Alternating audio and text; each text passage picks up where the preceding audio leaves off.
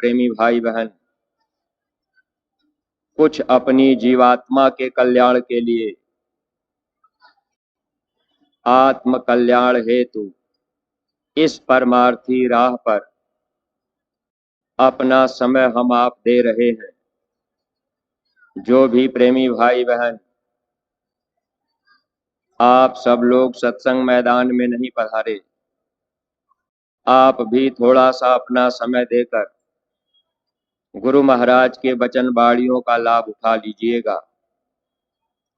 अगर इस स्थान पर आकर हम सब लोग घूमते टहलते रह जाएंगे तो जो उद्देश्य हम लोगों का है, इस मानव तन को सार्थक बनाना, आत्मिक धन कमाना, अगर सत्संग के वचनों को हम आप नहीं सुनेंगे, केवल इस मिट्टी को प्रणाम करके वापस चले जाएंगे, तो पूरा पूरा लाभ हम प्रेमी भाई बहन नहीं पाएंगे। अभी एक प्रार्थना होगी, आप सभी प्रेमी भाई बहन दोहराते हुए अपने डेरे राउटियों से निकलकर सत्संग मैदान में आने की कृपा करेंगे। एक प्रार्थना सभी प्रेमी भाई बहन दोहराएंगे। जय गुरुदेव, जय गुरुदेव। गुरुमय गुनहगार यति भारी, गुरुमय गुनहगार यति भारी, गुरुमय गुनहगार यति भारी, गुरुमय गुनहगार यति भारी, काम क्रोध और छल चतुराई, काम क्रोध और छल चतुराई, इन संग मेरी यारी, इन संग मेरी यारी, गुरुमय गुनहगार यति भारी, गुरुमय गुनहगार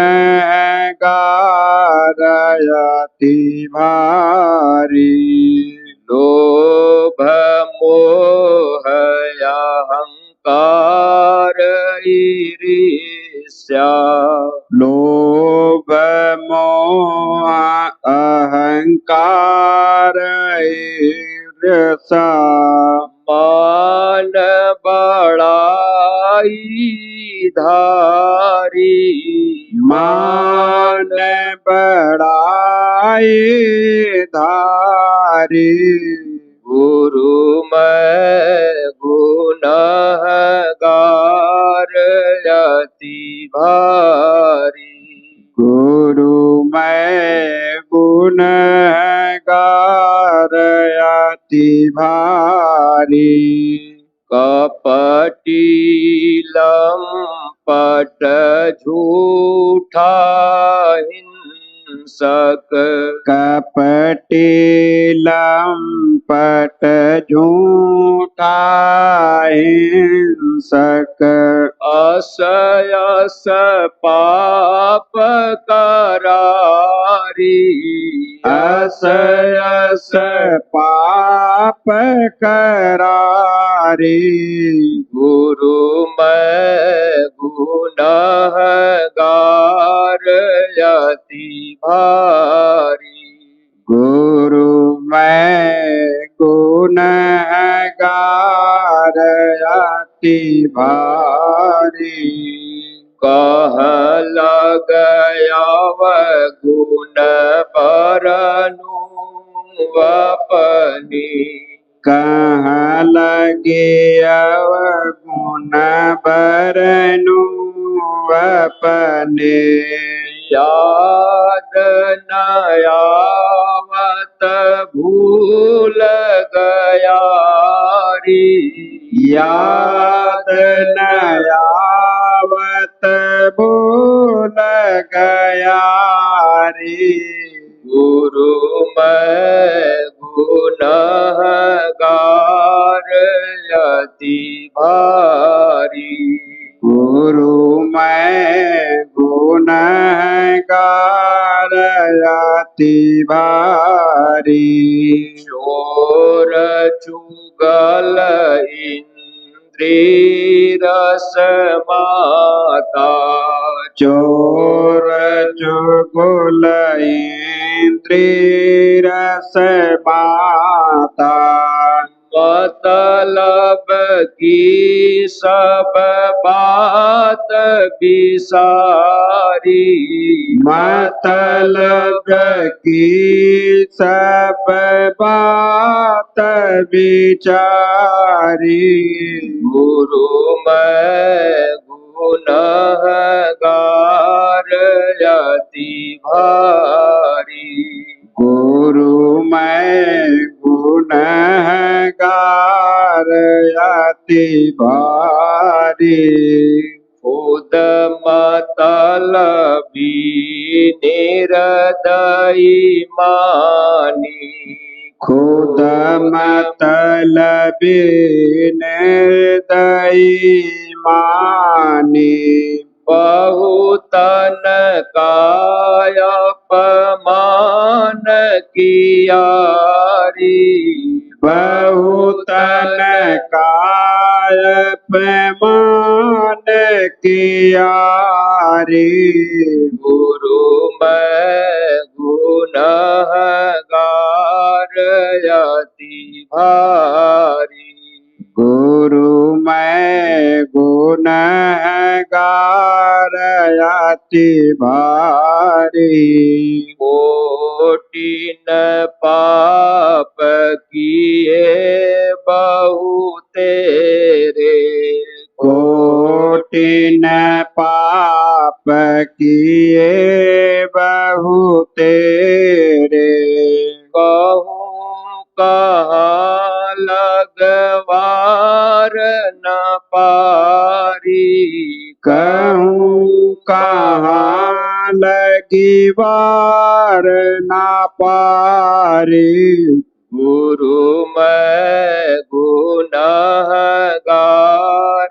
अति भारी गुरु मैं गुनहगार अति भारी सतगुरु अब दया विचारो हे सतगुरु अब दया विचारो क्या मुख ले मैं करूं पुकारी क्या मुख लय मैं करूं पुकारी गुरु मैं गुनहगार अति भारी गुरु मैं गुनहगार अति भारी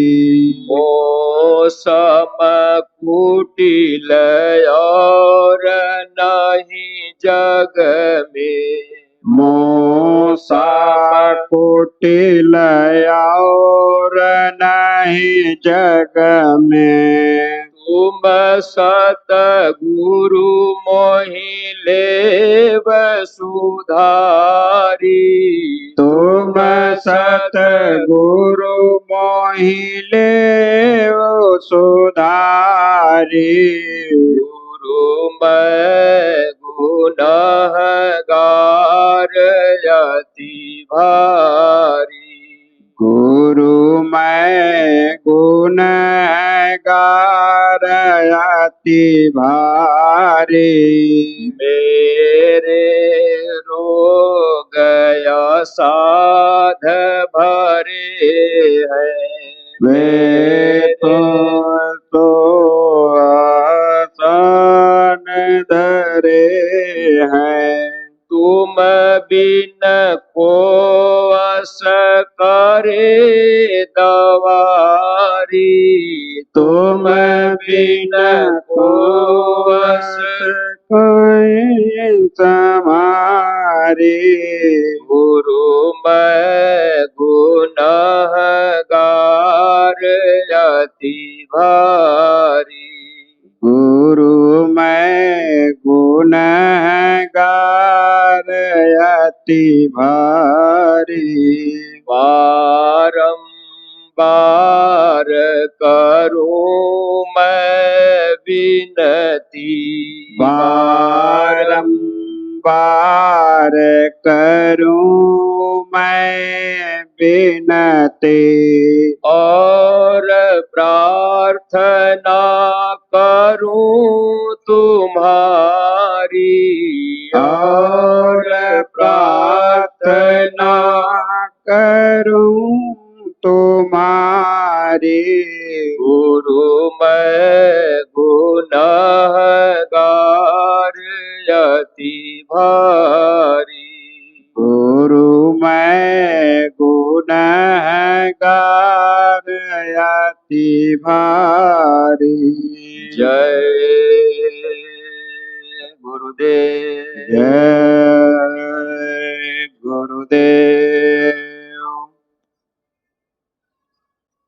परमार्थी प्रेमी भाई बहनों,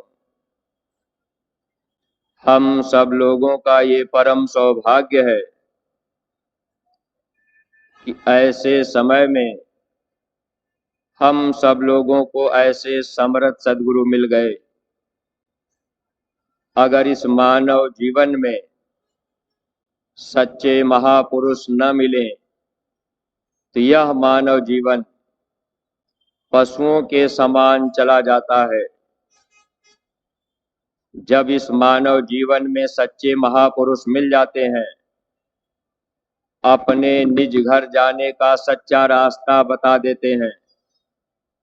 अगर हम सब प्रेमी भाई बहन सतगुरु के बताए हुए मार्ग पे चलने लगेंगे तो हम लोगों का लोक भी बन जाएगा, हम लोगों का परलोक भी बन जाएगा। महात्मा इस धरती पर हम जीवों के कल्याण के लिए आया करते हैं, सच्चा सुख देना चाहते हैं। लेकिन प्रेमी भाई बहनों, इस भूल भरम अज्ञानता के देश में हम सभी प्रेमी भाई बहन अहंकार में डूबे रहते हैं।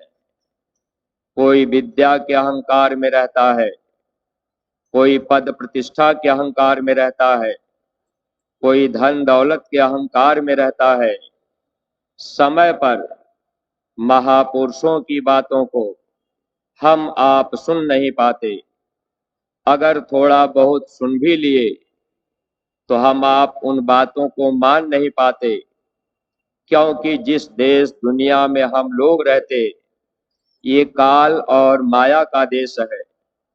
इस काल और माया के देश में कोई भी इंसान सुख प्राप्त नहीं कर सकता।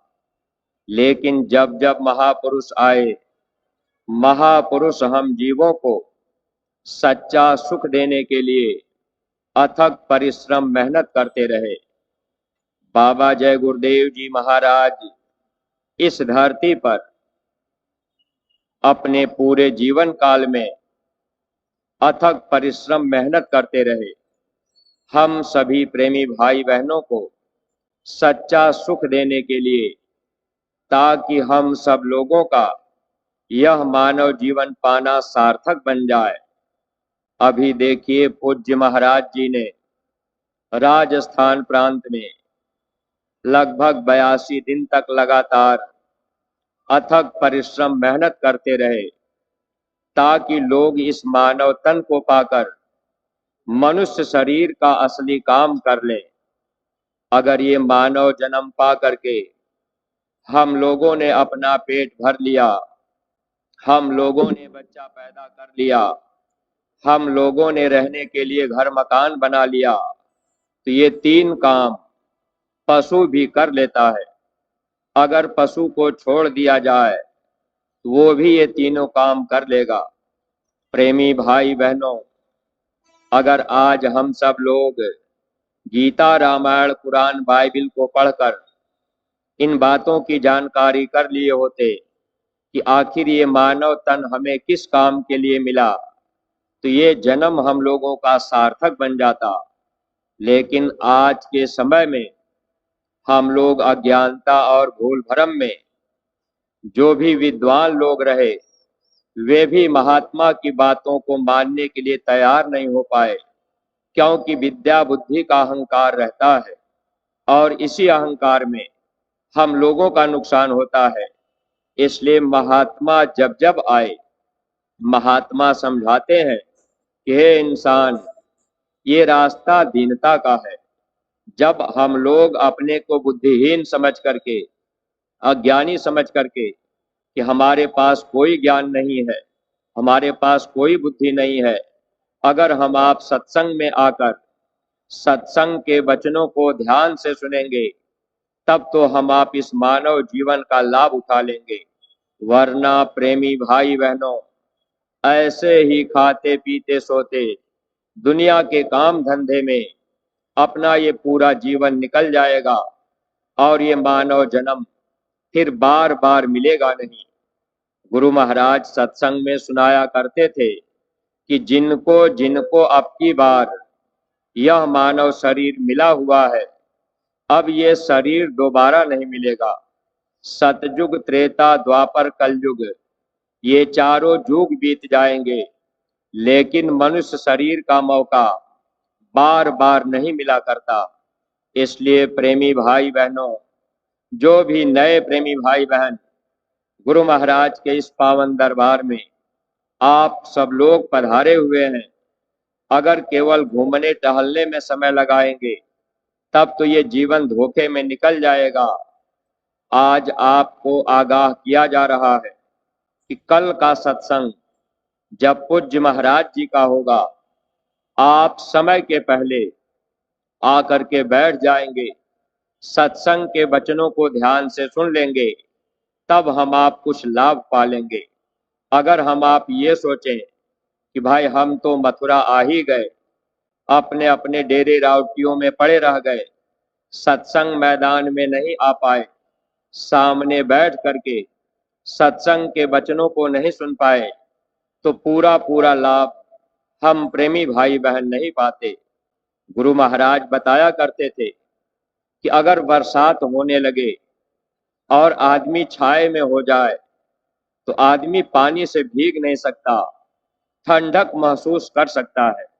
वैसे ही प्रेमी भाई बहनों, जब जब महापुरुष इस धरती पर आए, महात्मा सत्संग रूपी जल की बरसात करते हैं, लेकिन उस बरसात में सत्संग रूपी जल से हम सब लोग तरबतर कब होंगे, जब सत्संग मैदान में सामने बैठ करके एक एक वचनों को ध्यान से सुनेंगे और अपनी निगाहें महापुरुष के तरफ रखेंगे। चाहे कितना भी दूर हम आप सत्संग में बैठ जाएं, लेकिन अपनी नजरें अगर हम आप महात्मा के सामने रखेंगे तो हम लोगों को दया दुआ मिलती रहेगी। सत्संग में कहीं हम आप महात्मा के दृष्टि से बगल हो गए, कहीं पीछे बैठ गए, अगल बगल रह गए, तो हम लोग पूरा लाभ नहीं ले पाते। इसलिए जो भी नए प्रेमी भाई बहन आप लोग भी यहाँ पधारे हुए हैं, तो सौभाग्य है, कल का दिन आपके जीवन में बड़ा ही सौभाग्यशाली होगा। ऐसा अवसर हो सकता है जीवन में बार बार न मिले। सांसों की पूंजी कब खत्म हो जाए, कब हम लोगों को यहाँ से जाना हो जाए। इसलिए जो भी प्रेमी भाई बहन गुरु महाराज के पावन दरबार में पधारे हुए हैं, आप यहाँ 2-4 दिन जो भी समय दे रहे हैं, आप ये कोशिश किया करिए कि हम थोड़ा समय निकाल करके घंटा 2 घंटा जो सत्संग वचन सुनाए जाते हैं, हम आप अगर उनको सुन लिया करेंगे तो इस मानव जीवन का हम लोगों को लाभ मिल जाएगा। अगर हम लोग धन दौलत रुपया पैसा पा लिए, मान बढ़ाई मिल गई, पद प्रतिष्ठा मिल गया, अब हम आप ये सोचेंगे कि हम गीता रामायण को जानते हैं, हम तो ज्ञानी ध्यानी हैं, हम तो पूजा पाठ करते हैं, फिर हमें सत्संग से क्या मतलब, हम तो यहाँ चले आए। तो केवल आ जाने से पूरा लाभ हम आप नहीं पा सकते। इसलिए प्रेमी भाई बहनों, ये सौभाग्य है कि ऐसे समय में महापुरुष हम लोगों को बुला करके दया दुआ बरकत देना चाहते हैं, लेकिन कुछ पाने के लिए कुछ न कुछ आपको देना पड़ेगा। आप जब अपना समय देंगे, महापुरुष के वचनों को सुनेंगे, हम लोग इसको अपने जीवन में उतारेंगे, तब हम लोग दया पालेंगे। लेकिन प्रेमी भाई बहनों, अगर विद्या बुद्धि का अहंकार रहा, हम लोग विचार नहीं कर पाए, तो नुकसान अपना होगा। अगर मन में शंका बन गई कि भाई हम क्या सत्संग सुने, गीता रामायण जानते हैं, तो ये शंका अपना नुकसान करती है। गुरु महाराज ये बात बताया करते थे, शंका अति दुखदाई। शंका से भाई भाई में झगड़ा होता है, शंका से बाप बेटे में बंटवारा होता है, शंका से पति पत्नी में भी झगड़ा होता है। प्रेमी भाई बहनों, आप प्रभु के नाम पर, जय गुरुदेव नाम पर शंका मत कीजिएगा। यह नाम किसी आदमी इंसान का नाम नहीं है, किसी पेड़ पौधे का नाम नहीं है, यह वह उस मालिक का नाम है जिस मालिक ने सृष्टि को बनाया है। आज हम आप इस संसार में आए और यहाँ आकर के हम लोग भूल चुके हैं कि हम कौन हैं, हम कहाँ से आए हैं, मरने के बाद हमको कहाँ जाना होगा। ये सारी बातें हम आप भूल चुके हैं। केवल खाने पीने सोने में अपना समय हम आप बिताते चले जा रहे हैं। ये जीवन हम लोगों का ऐसे धोखे में निकल जा रहा है। फिर ये मनुष्य शरीर मिलेगा नहीं। ये जीवात्मा इस शरीर से जब निकाल दी जाएगी, कर्म के अनुसार नरकों 84 में डाल दिया जाएगा। वहां हम आप रोते चीखते चिल्लाते रहेंगे, वहां कोई मदद नहीं करता। लेकिन महात्मा जब जब आए तो हम जीवों को समझाने का प्रयास किए। महात्मा आते क्यों? अगर हम आप इस पर थोड़ा सा विचार करें तो प्रेमी भाई बहनों, हम लोग इस मानव जीवन का लाभ उठा सकते हैं। इस धरती पर भगवान राम क्यों आए? इस धरती पर भगवान कृष्ण क्यों आए? भगवान राम और भगवान कृष्ण ने अपने अपने समय में लोगों को अपना उपदेश क्यों दिया? कभी हम लोगों ने विचार नहीं किया। जो उपदेश भगवान कृष्ण करते गए, वही गीता बन करके तैयार हो गई। आज हम आप गीता रामायण को अब ये समझते हैं कि हम तो गीता रामायण को मानते हैं, फिर हमें महात्मा की बात सुनने की क्या जरूरत?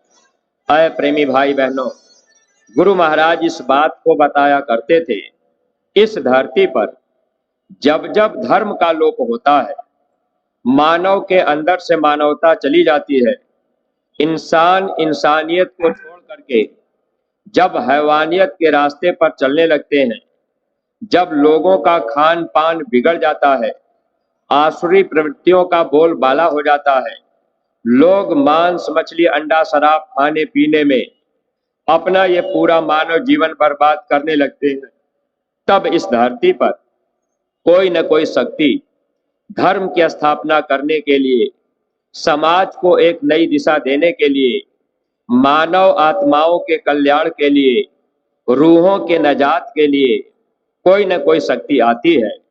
लेकिन जब भी वो शक्ति आती है तो शरीर और नाम, ये दो चीजें बदल जाती हैं।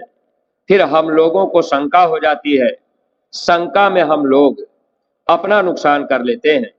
बाबा जय गुरुदेव जी महाराज 10 जुलाई 52 से लगातार जब गुरु महाराज ने इस धरती पर जय गुरुदेव नाम का प्रचार शुरू किया, गुरु महाराज लोगों के बीच तक ये प्रभु का नाम पहुंचाना चाहते थे।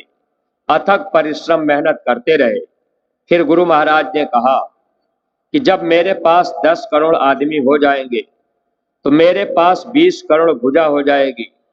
जब 20 करोड़ लोग एक साथ ये धर्म का काम करेंगे तब देश दुनिया के लोग भी देख करके बदलेंगे।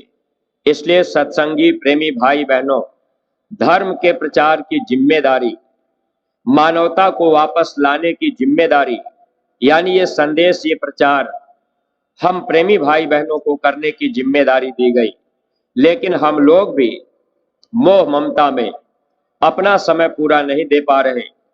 गुरु महाराज के वचनों को हम आप समझने का प्रयास अगर नहीं किए, वचनों पर नहीं चल पाए, तो नुकसान हम लोगों का भी होगा। अगर हम आप 10 साल, 20 साल से, 25-30 साल से लगातार मथुरा आते जाते हों, अगर गुरु महाराज की बातों पर ध्यान नहीं गया, गुरु महाराज की बातें हम आप जन जन तक नहीं पहुंचा पाए, तो प्रेमी भाई बहनों, इसमें हम लोगों का नुकसान होता है। इसलिए जो नए प्रेमी भाई बहन आए, आप जय गुरुदेव नाम पर शंका मत रखिएगा। समय समय पर ये नाम बदलता है, वक्त बदलता रहता है, इंसान बदलते रहते हैं। जब जैसा युग आता है, प्रभु नाम बदलते रहते हैं। समय समय पर भगवान का नाम बदलता है। इसी में हम लोगों को शंका होती है। अगर हम आप विचार करके देखें, जब इस धरती पर भगवान राम नहीं आए थे, राम नाम नहीं था, राम नाम कोई नहीं जानता था, राम राम कोई नहीं कहता था, जय राम कोई नहीं कहता था, लेकिन प्रेमी भाई बहनों, क्या उसके पहले कोई भगवान नहीं रहे होंगे? क्या उसके पहले इंसान नहीं रहे होंगे? अब हम लोग विचार नहीं कर पाते। सत्संग में महात्मा सच्ची बातों को समझाना चाहते, लेकिन हम आप अगर सुने तब तो हम आप उससे लाभ पा सकते हैं। हम आप सुनना ही नहीं चाहते, इसलिए जीवन धोखे में निकल जाता है। तो जब इसी धरती पर भगवान राम का अवतार हुआ, भगवान राम भी लोगों को धर्म का संदेश दिए। भगवान राम भी चाहते थे लोग धर्म के रास्ते पर आ जाएं, ताकि लोगों का ये मानव जीवन सार्थक बन सके। लेकिन उस समय रावण जैसा विद्वान भगवान राम की सच्ची बात को मानने के लिए तैयार नहीं हो पाया था। रावण विद्वान भी था, रावण धनवान भी था, रावण बलवान भी था। रावण के दरबार में ये देवी देवता हुकूमत करते थे। आज हम आप अगर थोड़ा बहुत देवी देवता की पूजा पाठ कर लिए, कहीं हम आप मंदिर मस्जिद में चले गए, कहीं तीर्थ व्रत हम आप कर लिए, तो हम लोगों के अंदर ये अहंकार रहता है कि भाई हम तो इतना पूजा पाठ कर रहे, हम तो तीर्थ व्रत कर रहे, फिर हम मंदिर मस्जिद में जा रहे, फिर हमको सत्संग से क्या मतलब और महात्मा से क्या मतलब। इसी में हम जीवों का नुकसान होता है। सच्ची बातों को हम आप समझने का प्रयास नहीं कर पाते। जब भगवान राम रावण को समझाने का प्रयास किए, रावण भी बात को नहीं माना। शंका में रावण का नुकसान हुआ। रावण के खानदान में कोई दीपक जलाने वाला नहीं बचा। हमारे गुरु महाराज ने कहा कि एक वक्त इस धरती पर ऐसा भी आएगा जब आदमी को आदमी उठाने वाले नहीं मिलेंगे। अगर लोग धर्म के रास्ते पर नहीं आएंगे, धर्म के प्रचार प्रसार में अपना तन मन धन नहीं लगाएंगे, लोगों का ये मानव जीवन धोखे में निकल जाएगा। अगर लोग इस रास्ते पर आ गए, धर्म के साथ जुड़ गए, समय की शक्ति की बात को मान लिए, अपना तन मन धन धर्म के प्रचार में लोगों ने अगर लगा दिया, तो लोगों का इतिहास के पन्नों में नाम होगा और काम भी होगा। यानी दोनों तरह का लाभ, नाम भी हो जाएगा और हम लोगों का काम भी हो जाएगा। लेकिन प्रेमी भाई बहनों, जब तक हम आप शंका में रहेंगे, वचनों को नहीं समझेंगे, तब तक तो हमारा आपका नुकसान होगा। देखिए, जब भगवान राम धर्म की स्थापना करके चले गए, फिर इस धरती पर कुछ दिन तक धर्म चलता रहा। धीरे धीरे फिर अधर्म फैलने लगा, बोलबाला, चोरी, जुआ, मस्खरी का होने लगा। जैसे आज इस कलयुग के समय में आज का वातावरण ऐसा बन चुका है, आदमी मांस मछली अंडा शराब इसी को खाने पीने में अपनी शान शौकत समझते हैं। लोग ये सोचते हैं कि भाई हम तो खाते पीते, मेरे पास तो सब कुछ है। प्रेमी भाई बहनों, रावण का भी नुकसान हुआ, वो भी विद्वान रहा, बलवान भी रहा, लेकिन इतिहास की तरफ हम आप नहीं जा पाते, ध्यान हम लोगों का उधर नहीं जाता। महात्मा जब जब आए, हम लोगों का ध्यान शरीर की तरफ से हटा करके आत्म कल्याण की तरफ ले जाने का प्रयास किए। लेकिन प्रेमी भाई बहनों, अगर हम आप शंका में रहेंगे तो नुकसान होगा। द्वापर युग लगा, भगवान कृष्ण का अवतार हुआ। जब भगवान कृष्ण आए उस समय भी लोगों को शंका हुई, भगवान कृष्ण की बात लोग मानने के लिए तैयार नहीं हुए। आज इसी मथुरा में भगवान कृष्ण की लोग पूजा करते हैं, गोवर्धन पर्वत वहां परिक्रमा लगाते हैं, लेकिन अगर भगवान कृष्ण की बात हम आप नहीं मान पाए तो नुकसान तो हम लोगों का भी होगा। जब भगवान कृष्ण आए, बस नाम ही बदला, शक्ति तो वही आती है, चाहे वो ईश्वर धाम से आ जाए, चाहे ब्रह्म धाम से आ जाए, चाहे पार ब्रह्म धाम से आ जाए, चाहे उसके ऊपर से आ जाए। लेकिन जब जैसी जरूरत रहती है वैसे ही इस धरती पर वो शक्ति आती है और हम जीवों को पहले समझाने का प्रयास करती है। गुरु महाराज इस धरती पर 60 साल से अधिक समय तक गुरु महाराज ने अथक परिश्रम किया है। गुरु महाराज कर्नाटक, तमिलनाडु हर प्रांतों में जा करके सबको अपना संदेश देने का प्रयास किए ताकि लोग इस मानव जीवन का लाभ उठा सकें।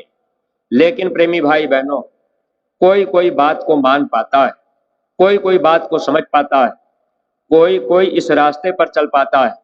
जब भगवान कृष्ण अपना उपदेश कर रहे थे, गांव के लोग चले जा रहे, एक पेड़ के नीचे भगवान कृष्ण लोगों को समझा रहे, कुछ आदमी बैठ करके सुन रहे, कुछ आदमी थोड़ा सुन करके चले जा रहे। ऐसे कुछ लोग आए, कुछ थोड़ी देर रुक करके देखे और फिर वो चले गए। तो अर्जुन जी पूछे कि प्रभु ये इंसान आपकी बात क्यों नहीं मानते?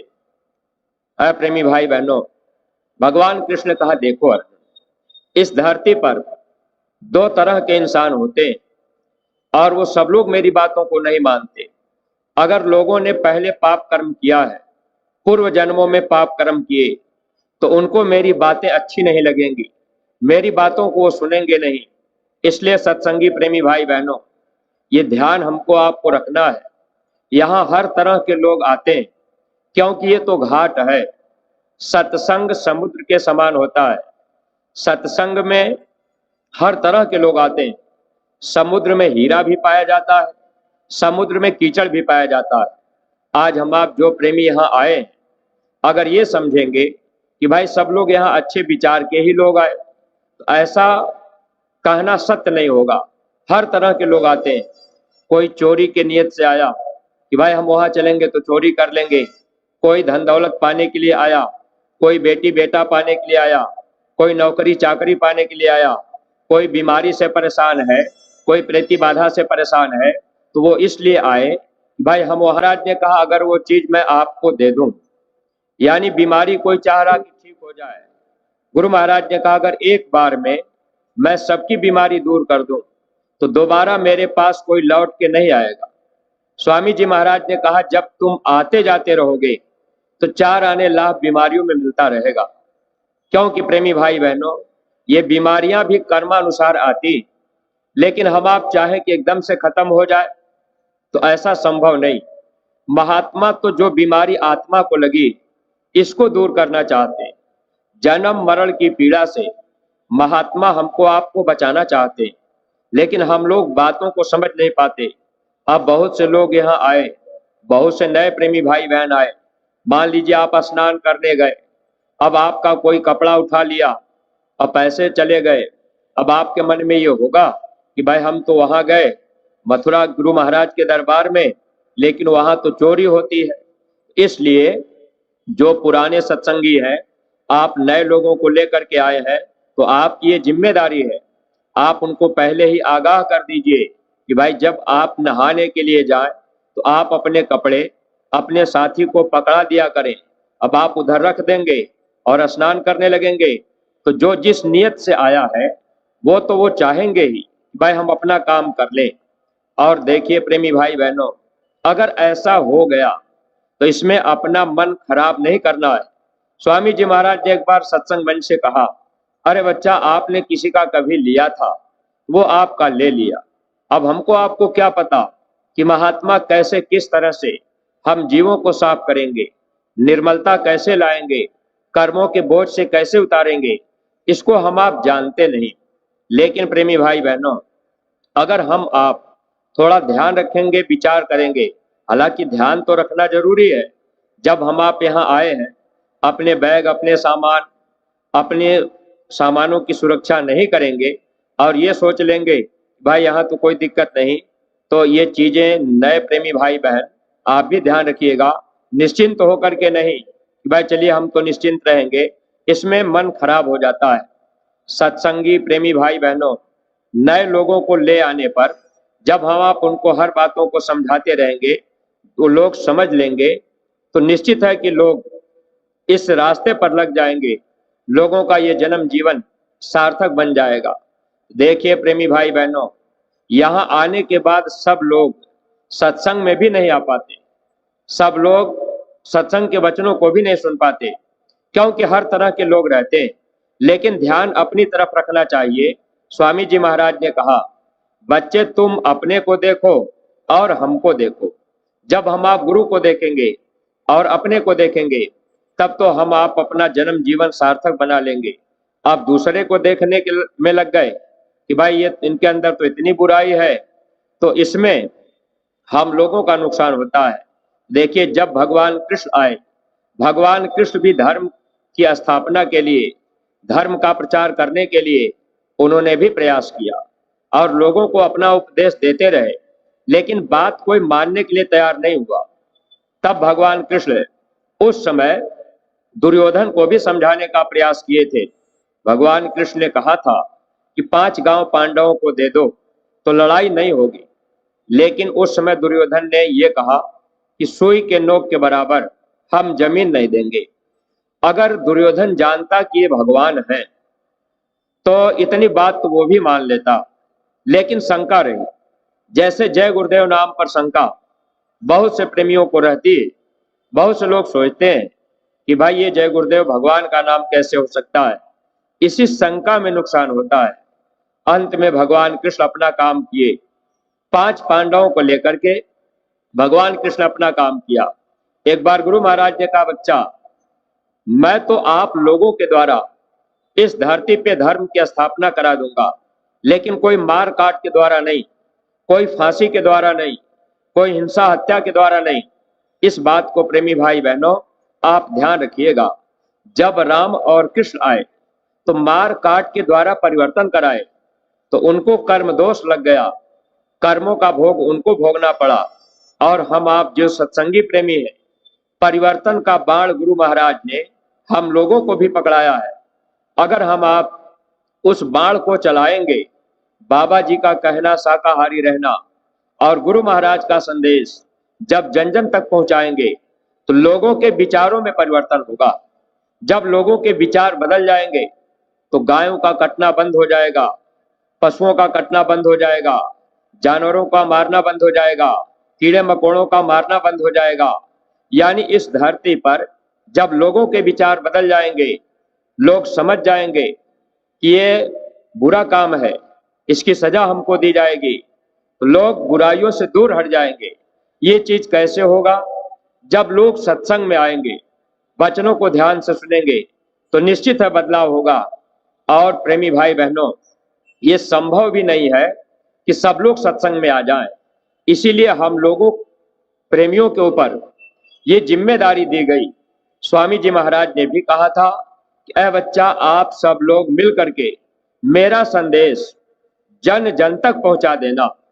और इसी बात को पूज्य महाराज जी ने अब हम प्रेमी भाई बहनों को जिम्मेदारी के तौर पे दे दिया कि प्रत्येक सत्संगी की जिम्मेदारी है। कौन सी जिम्मेदारी है? प्रत्येक सत्संगी प्रेमी भाई बहन एक एक गांव को गोद लेकर के, गांव में जा करके गुरु महाराज का संदेश जन जन तक पहुंचा दें, बच्चा बच्चा तक संदेश पहुंच जाए, माताओं बहनों को बता दें और पुरुष लोगों को बता दें, नौजवान बच्चे जो युवा संगठन बनाया गया, अगर नौजवान बच्चे युवा संगठन में जुड़ गए और जुड़ करके आपने अपना एक संगठन युवा संगठन बना लिया और जो महाराज जी का आदेश निर्देश होता है, अगर आप भी नौजवानों की टोली लेकर के गांव गांव में धर्म का संदेश देंगे तो नौजवान लोगों के भी विचार बदलेंगे। जो आज के समय में युवा पीढ़ी खाओ पियो मौज मस्ती लो, इस तरह के भाव उनके अंदर बन गए। जब आप 150 की संख्या में नौजवान बच्चे गांव में जाएंगे तो नौजवान लोग आपको देख करके विचार करने लगेंगे, क्योंकि ये वैचारिक बदलाव है, विचारों का परिवर्तन है। कहने से कोई नहीं मानेगा। स्वामी जी महाराज ने कहा, आज का समय इतना खराब है, माता पिता की बात बेटा नहीं मानता है, भाई अपने भाई को नहीं समझा पाता है, पत्नी की बात पति नहीं मान रहा, पति की बात पत्नी नहीं मान रही। अप्रेमी भाई बहनों, हम आप दुनिया के लोगों को कह करके तो नहीं मना सकते, लेकिन जब हम आप बार बार जाएंगे उनके विचारों में धक्का लगेगा, उनके विचार बदलेंगे। जब एक एक गांव गोद लेकर के हम लोग ये जिम्मेदारी निभाएंगे, टोलियां बना लेंगे, 10 माताएं बहनें हो गई, भाई लोग हो गए, 10 गांव आपने गोद लिया है, एक एक गांव एक एक प्रेमी का है, टोली 10 लोगों की है। जब हम आप गांव में जाएंगे लोगों के विचार बदलेंगे, लोग कहेंगे कि भाई ये लोग तो अच्छी बात बता रहे हैं, ये हमारी भलाई के लिए कह रहे हैं, हमको शाकाहारी रहना चाहिए, हमको शराब छोड़ना चाहिए। लेकिन प्रेमी भाई बहनों, जब इस काम को करने में हम लोग अपना समय देंगे तब तो हम लोगों को इसका लाभ मिल जाएगा। अगर हम आप मोह ममता में फंस गए तब नुकसान होगा, इतिहास नहीं बन पाएगा। तो जब भगवान कृष्ण अर्जुन को लड़ाई के मैदान में ले गए, अब वो जान रहे थे कि दुर्योधन इस बात को मानेगा नहीं, तब लड़ाई के मैदान में अर्जुन को भगवान कृष्ण ले गए। अर्जुन उस समय लड़ाई के मैदान में देख रहे, ये हमारे सगे संबंधी भाई, धनुष बाण उन्होंने रख दिया। अर्जुन को मोह हो गया, अर्जुन मोह से ग्रसित हो गए। तब भगवान कृष्ण ने कहा, अर्जुन अरे तुम ये धनुष उठाओ, बाण चला दो और इन सब लोगों को मार दो। अर्जुन कहने लगे, हे कृष्ण, जय नहीं चाहता इस राज सुख संभोग को, मुझे राज्य नहीं चाहिए, मुझे दुनिया की कोई चीज नहीं चाहिए, ये हमारे सगे संबंधी हमारे ही भाई है, हम इन लोगों को नहीं मारेंगे। जब मोह से ग्रसित अर्जुन हुए तब भगवान कृष्ण ने पूछा, अर्जुन क्या तुम मुझे नहीं पहचान रहे? अर्जुन बोले, मैं आपको पहचानता हूं, आप एक इंसान है, आप मेरे रिश्तेदार हैं। तो भगवान कृष्ण मुस्कुराने लगे, कहने लगे, देखो अर्जुन, ये बाहर की आंख से, चर्म आंख से तुम मुझे कभी नहीं पहचान सकते। आज इस धरती पर कोई भी इंसान अगर बाहर की आंख से हम आप महात्मा को पहचानना चाहें, बाहर की आंख से हम आप भगवान को देखना चाहें, बाहर की आंख से हम आप देवी देवता को देखना चाहें तो नहीं देख पाएंगे। हमारे गुरु महाराज कहते थे कि हर इंसान के अंदर तीसरी आंख है, थर्ड आई ज्ञान चक्षु शिव नेत्र सबके अंदर है, और ये तीसरी आंख बंद है, उस पे कर्मों की दीवार पड़ी हुई है। वो कर्म की दीवार कैसे साफ होगी, तीसरी आंख कैसे खुलेगी? ये भेद हमारे गुरु महाराज लोगों को बताया करते थे। कल के दिन जब पूज्य महाराज जी का सत्संग होगा, पूज्य महाराज जी सत्संग में जो भी नए प्रेमी भाई बहन आप यहाँ आए हुए हैं, कल पूज्य महाराज जी आपको तीसरी नेत्र खुलने की विद्या बताएंगे। अगर आप सत्संग में ध्यान से बैठ करके वचनों को सुनेंगे तो जब महाराज जी आपको रास्ता बता देंगे, सुमिरन ध्यान और भजन ये तरीका समझा देंगे, और आप अपने घर परिवार में रहकर जब रोज रोज अभ्यास करेंगे, रोज आप सुमिरन करेंगे, रोज ध्यान करेंगे, रोज आप भजन करेंगे, जब आपको जैसे मौका मिल जाए, अगर ये अभ्यास आप रोज करने लगे, मन को रोक करके आप करेंगे, तो निश्चित ही अंदर में आपको उस मालिक का दर्शन होगा। आप गुरु को भी पहचान लेंगे, राम कृष्ण को भी पा लेंगे, देवी देवता का भी दर्शन होगा। इसी मनुष्य शरीर के अंदर, बाहर नहीं। इसीलिए कबीर साहब लिख करके गए थे कि दुनिया के लोग जब किताबों को पढ़ेंगे, पढ़ करके समझ जाएंगे, अनपढ़ लोगों को भी बता देंगे कि भगवान इस धरती पर कैसे मिलेंगे। तो कबीर साहब ने लिखा कि बाहर नहीं मिलेंगे, कहीं पहाड़ में, पत्थर में, नदी नाले में, गंगा में, जमुना में, तीर्थ में, व्रत में भगवान नहीं मिलेंगे। कहाँ मिलेंगे? घट में राम निहारा साधो, घट में राम निहारा, यही घट भीतर सात समंदर, कोई मीठा कोई खारा, यही घट भीतर नगर अयोध्या, जहां राम अवतारा, यही घट भीतर राम मिलत है, जब तीसर नयन उघारा। कबीर साहब ने लिखा है, इंसान इसे मनुष्य शरीर के अंदर जब तीसरी नेत्र खुल जाएगी, तब राम का, कृष्ण का, देवी देवता का दर्शन होगा, बाहर नहीं होगा।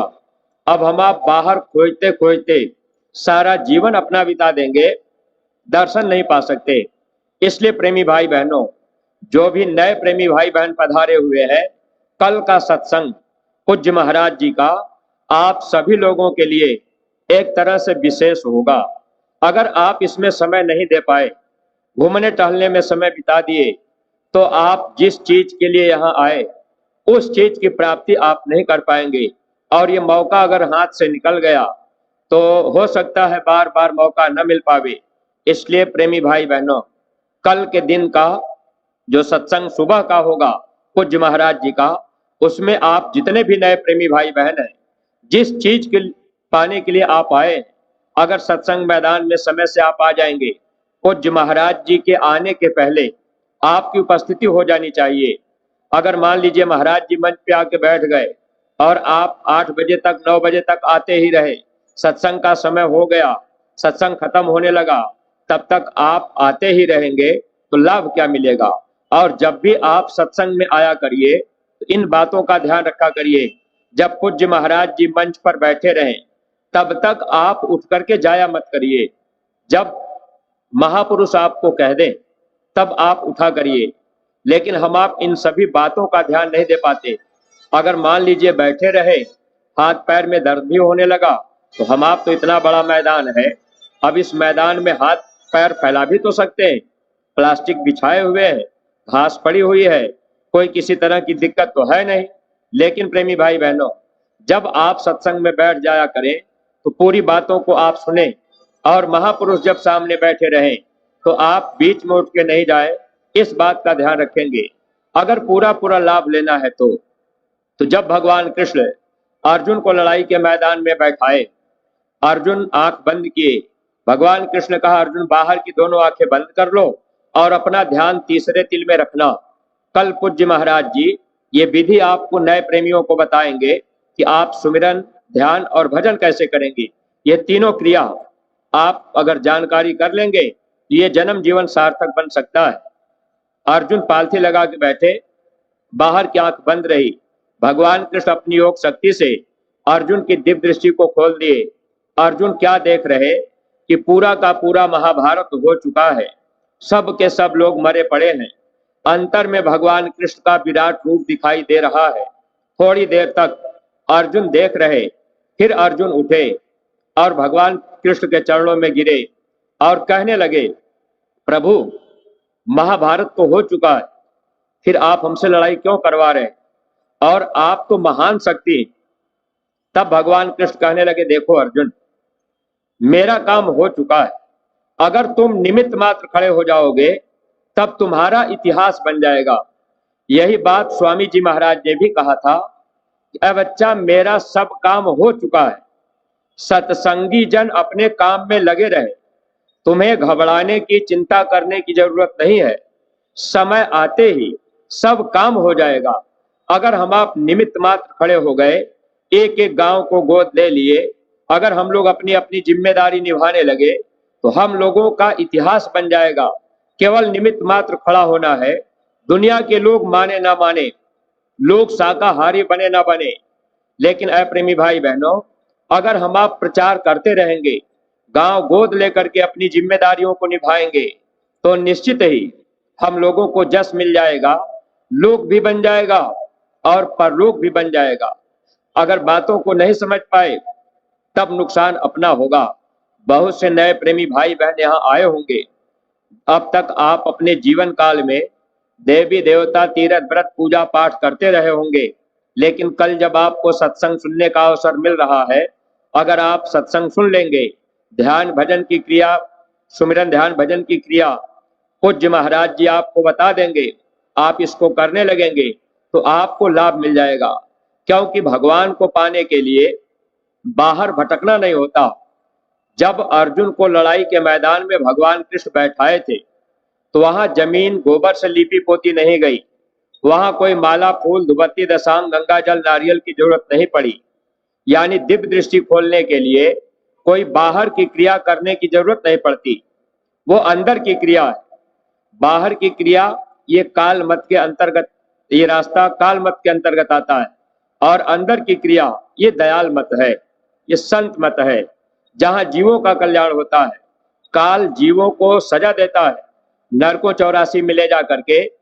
संत जब आते हैं तो संत क्या करते हैं, काल के जाल से जीवों को छुड़ा करके, कर्मों को साफ करके जीव को निज घर पहुंचा देते हैं, जहां जन्मना मरना नहीं होता, जहां किसी तरह का दुख नहीं होता, जहां कभी अंधेरा नहीं होता। ये जीवात्माएं जब वहां पहुंच जाती है तो वहां सुख ही सुख रहता है। महात्मा तो चाहते हैं कि ये लाभ सबको मिल सके, लेकिन प्रेमी भाई बहनों, अगर हम लोग बातों को नहीं मान पाए, नहीं समझ पाए कि आखिर हम मथुरा इतना किराया भाड़ा लगा करके हम मथुरा क्यों आए, किस लिए आए, सत्संग सुनने के लिए और कुछ पाने के लिए आए। अब पाने के विषय में केवल धन दौलत रुपया पैसा नहीं, आत्मा का कल्याण हो जाए, जीवात्मा जन्म मरण से बच जाए, तो ये रास्ता पूज्य महाराज जी कल प्रेमियों को बताएंगे। जितने भी नए प्रेमी भाई बहन आप आए हैं, अगर आप समय से सत्संग में आ जाएंगे, पुराने प्रेमियों से प्रार्थना भी है कि आप सब लोग कल के सत्संग में नए जितने भी लोगों को ले आए हैं, सबको आप मैदान में समय से ले आएंगे। थोड़ा बहुत ठंडी का मौसम तो है, फिर भी आप उतनी ठंडी महसूस नहीं कर पा रहे होंगे कि अगर ऐसे समय में हम आप ये सोचेंगे भाई ठंडी का मौसम है, सोते रह गए, देर से उठे कि भाई हम 8 बजे के पहले